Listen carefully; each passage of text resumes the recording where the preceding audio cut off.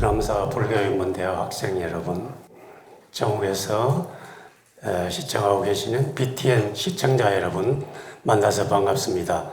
부타 프로젝트 원담입니다.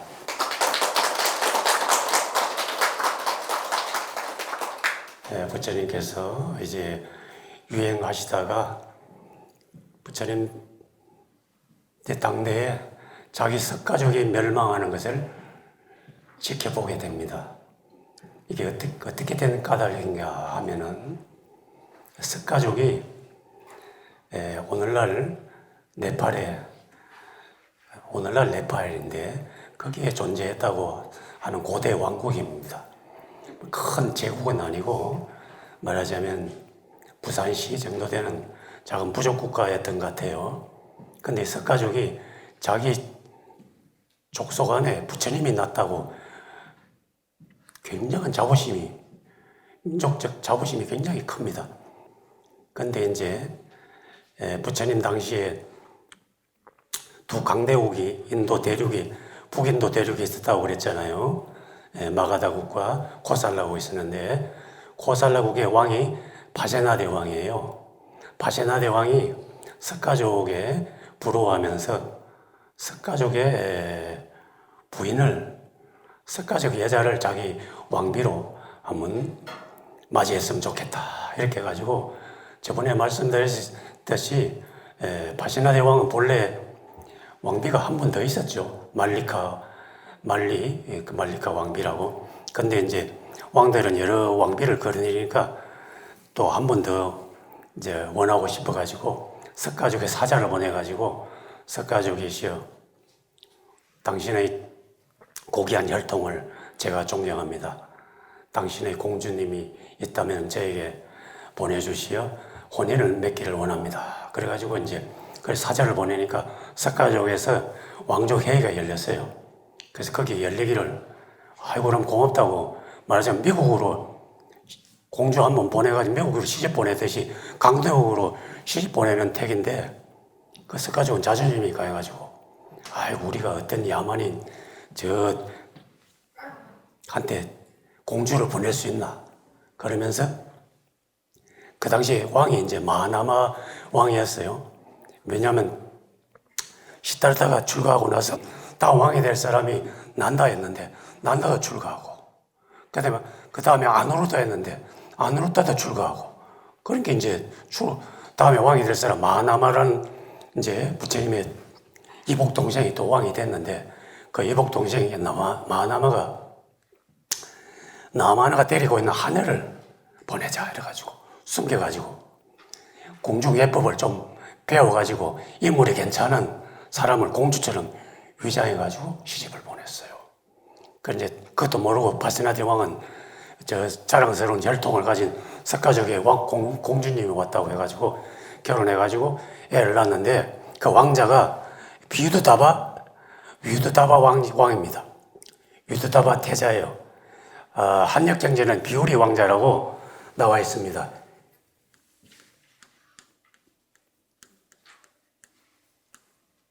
비우리 왕자라고 이제 발음하기 쉽게 비우리 왕자라고 이야기해 봅시다. 그러니까 비우리 왕자가 이제 태자의 신분으로 커가지고 장차 왕위를 물려받을 때가 됐는데 8살이 되니까 아무래도 외갓집에 가보고 싶잖아요. 그 외갓집에 가. 근데 엄마는 자기 신분을 알잖아. 자기가 석가족의 하녀 출신이었다는 그걸 철저히 아무도 모르게 비밀로 숨기고 있죠. 그러면 이제 걱정이 돼가지고 안 갔으면 좋겠는데 애가 8살이 됐으니까 태자의 신분이 그러니까 엄마도 마음대로 할 수가 없어요. 태자니까 고향에 외갓집에 가보고 싶다고 그래. 그래 외갓집에 가요. 엄마는 안 가고. 태가 가니까 그 석가족들은 다 알고 있어. 저게 하녀의 아들이라는 것. 가지고 말은 숨기고 있는데 끼리끼리 이제 8살 왕자들끼리 모임에서 근데 태자가 이제 놀이를 하는데 자기들끼리 왕자의 이렇게 왕의 옥자에 앉아보는 놀이를 하는데 한 번씩 앉아보는 게 왕노를 해보는 거예요. 어릴 때 왕노를 해보잖아요. 의자에 앉아가지고 하면서. 근데 뷰리 왕자가 앉아니까 하녀의 아들 주제에 왕이라고, 네가 진짜 태자인 줄 아니? 너희 어머니는 우리 석가족의 하녀였어. 그걸 듣고 충격을 받아요. 그래가지고 그게 진짜인가 싶어가지고 몰래 이렇게 주변에 물어봐요. 비오리 왕자가. 그러니까 맞다 그러거든. 그래서 하늘 크게 품고, 보자, 이 석가족이 우리 쏘겠구나 그러면서 내가 반드시 이 석가족 자존심을 꺾어놓고 몰살을 시키고 말 거다. 집에 돌아와가지고 아버지한테 이야기해요. 그 아버지가 크게 노해가지고 태자를 폐해, 자기 어머니도 그 왕비의 신분을 폐해요. 폐제자, 폐왕비를 해요. 큰 사건이죠. 큰 사건이에요. 그런데 이 비오리 왕자는 아주 영리해가지고 점점 성장해가지고 나중에 쿠데타를 일으켜가지고 아버지를 죽여요. 바세나 대왕을 죽여가지고 자기가 정권을 잡아가지고 이제 왕이 돼요. 그래가지고 석가족을 이제 병력을 동원해가 석가족을 죽이러 이제 쫙 대군을 일으켜가지고 석가족을 향해 가요. 근데 부처님이 그 소식을 듣고 땡볕에, 나무 그늘 밑에도 아니고 땡볕에 앉아있어. 그 비오리 왕자가 대군을 이끌고 가는데 앞에 웬늙은 이제 나이가 이때가 한 8 정도 됐는데 앞에 앉아있거든. 부처님 왜 그늘을 마다하시고 이 땡볕에 앉아 계십니까? 그러니까 부처님이 대답하기를, 대왕이여, 동족이 없는 것은 그늘이 없는 것과 같습니다. 이렇게 대답하니까 왕이 그 말을 듣고는 이제 다시 군사를 돌려가지고 이제 회군을 해요. 그러기로 3번을 해요. 3번을 지나니까 부처님이 3번까지는 구해줬는데 4번째 다시 군사를 동원하니까 이제 말리지 못해요. 부처님도. 이때 이제 질문이 들어옵니다. 부처님은 신통력으로 석가족을 다 피신시킬 수도 있고, 부처님은 신통력으로 비오리 왕자가 끌고 오는 한 10만 대군 정도는 물리칠 수도 있어요. 그리고 부처님의 대제자 목련존자의 신통력이 대단하잖아요. 목련존자의 신통력이면은 10만 대군을 손으로 뜯다가 히말라야 저 산 위로 살짝 갖다 놓을 수도 있는데, 왜? 아니면 석가족을 목련존자 손바닥 위에 얹어가지고 저기 인도 어디 평화로운 불밭에 딱 갖다 놓을 수도 있는데 왜 이런 신통력을 안 썼을까? 부처님의 입장이 그랬습니다. 부처님은 신통력을 쓰지 마라 이렇게 했어요.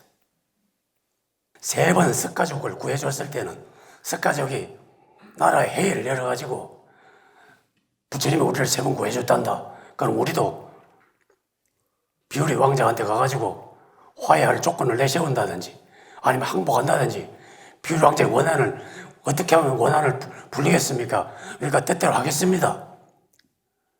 그렇게 화해를 해야 되든지 뭔 조치를 취해야지. 아무도 안 하고 그냥 저대로 그대로 방치하고 있는 거야. 너무도 석가족이 무책임하죠. 그런 거예요. 그런데 이제 석가족의 운명이 어떻게 되냐. 그래, 이제 비오리 왕자가 가가지고 그냥 몰살을 시키려고 하는데, 그래도 이제 거기에 그 국왕이 협상을 해요. 나와가지고 마하나마 왕이 나와가지고, 비오리 대왕이시여, 다 죽여도 좋긴 좋은데 우리가 잘못했으니까 내가 물속에 들어가지고 숨을 참는 동안만, 그때만이라도 3분 내지 4분이라도 사람이 죽기 전에 뭐 3분, 4분 참을 수 있거든. 그 동안에라도 우리 석가족의 카필라 성의 백성들이 도망가는 사람은 살려주세요 이러거든. 아이고, 그거는 살려주지. 그래, 마하나마가 물속에 들어가가지고 이제 있는데 기다려요. 이제 잠깐 멈춰라. 이제 쭉 살생을 멈추라 그러는데, 아니, 5분을 기다려도 안 나오거든. 10분을 기다려도 안 나와. 30분이 돼도 안 나와. 찾아봐라. 그러니까 자기 상투를 묶어가지고, 이제 매달아가지고 그 안에 죽었어. 예. 그래가지고, 야, 그래가지고 한 10,000명은 도망갔어. 10,000명은 살려줬어요. 그래서 이제 몰살을 됐어. 그 살아남은 사람들이, 인도라든지 미얀마에 도망갔다. 전설이야. 그래 이야기를 해요. 그래 오늘날 스카족이 살아남았다. 아, 우리도 스카족입니다. 그리고 저기 방글라데시 어디에 우리도 스카족이에요. 그리고 그런 사람이 남아있어요. 그리고 이제 그 스카족을 싹 몰살시키고 비오리 왕자가 돌아왔는데, 그 기원정사를 기정했던 그 기타 태자가 있었잖아요. 기타 태자는 너는 왜 전쟁에 동참하지 않았니? 그 기타 태자가 이제 자기 형님인데, 기타 태자는 아이고 저는 사실은 싫어요. 저는 기타나 치고 노래하고 신나 읊고 그걸 좋아하지 그런 거 하기 싫었습니다. 피를 묻히기 싫습니다. 그러니까 비오리 왕자가 죽여버렸어요. 가지고 이제 그날 저녁에 전성 나라에 승리했다고 파티를 해요. 나 장군들 불러가지고 건하게 질펀하게 이제 잔치를 하는데, 그날 비가 많이 와가지고 짜라바티 강가에서 성대한 정성 축하회를 하는데, 밤에 술을 마시고 다 장군하고 왕이 자는데 홍수에 휩쓸려가지고 다 일장춘몽이 되어버렸어요. 같이 경전에 보면은 벚국에 오로지 꽃들을 따는데 사람이 마음을 빼앗기면 경류가 잡는 마음, 말을 휩쓸어 가듯 악마가 그를 잡아간다. 이랬어요. 물살에 다 북의 영화가 다 쓸려가 버렸습니다. 아모레 빈키트 온니아, 이게 이제 라틴어. 서양 사람은 이제 유식한 사람은 라틴어를 하거든. 아모레 빈키트 옴니아, 사랑은 모든 것을 이긴다. 이게 뭐 하려고 스님이 쓴다는가 하면은, 결국은 사랑이 이길 것이라 누구에 원망하지 말고 원한을 갖지 말고, 우리가 유대 민족이 사랑하는 그 신이 있으니까 그걸 믿으면서 사랑을 승리하리라, 이렇게 됐죠. 그 이야기를 이제 하려고 했어요. 우리 불자들은 우리 마음 안에 있는, 우리가 비록 업으로 우리 안에 파충류도 있고 집단 모식도 있고 가축대 본능도 있고, 그렇지만 우리 안에 천사와 같은, 그걸 불성이라 하죠. 우리는 그걸 고이고이 간직해야 돼요. 그걸 또 세속에서는 동심이라고 하죠. 동심. 세상에 잘 살아볼 거라고 동심에 때를 묻히면 안 되겠죠. 그게 우리가 잊지 말아야 할, 죽을 때까지 갖고 가야 할 우리의 미천인데, 미천까지 들어먹으면 안 되지. 동심은 그대로 가지고 가야 돼. 굳이 간직하고. 그걸 믿는 게 세상은 사랑이다, 이렇게 해요. 그러니까 여러분들도 기도라는 게 뭡니까? 세상은 사랑입니다. 세상은 사랑으로 가득 차 있습니다. 이렇게 해야 세상이 아름답게 보이게 되겠죠. 그리고 거기에 덧붙여서 소피스 초이스라고 1998년에 영화가 나왔는데, 한 여자가 유태인 여자가 폴란드계 유태인인데, 아들하고 딸하고, 딸이 한 10살이 안 됐는데 딸을 옆에 대고 열차를 바꿔 타야 되는데, 갑자기 독일군 장교가 와가지고 이리 와봐라 그러면서 아들이나 딸 중에 하나를 선택하래. 딸 중에 하나를 선택하면 하나는 살릴 수 있다고. 다 죽어야 되는데. 그러니까 엄마가 갑자기 천천병력처럼 판단이 그냥 갑자기 얼어붙어가지고 누굴 선택하지? 여러분들은 어떻게 하겠어요? 아들과 딸 중에.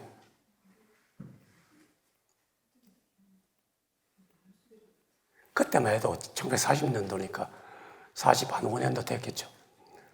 은격질에 아들이라고 했어. 왜? 남아서동 사상이 있기 때문에. 여러분들도 아마 지금은 아닐 거야.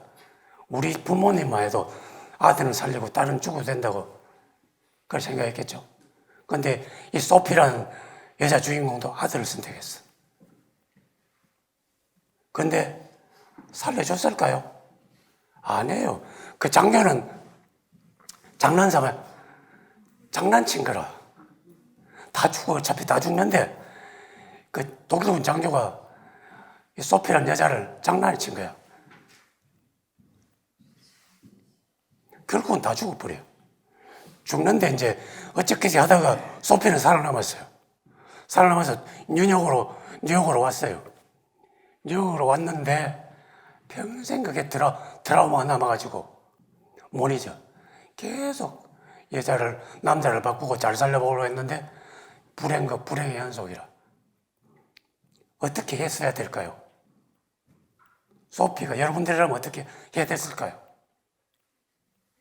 아니, 여러분은 어떻게 해야 됐어요? 아들, 딸 중에 하나를 선택하라고 했을 때.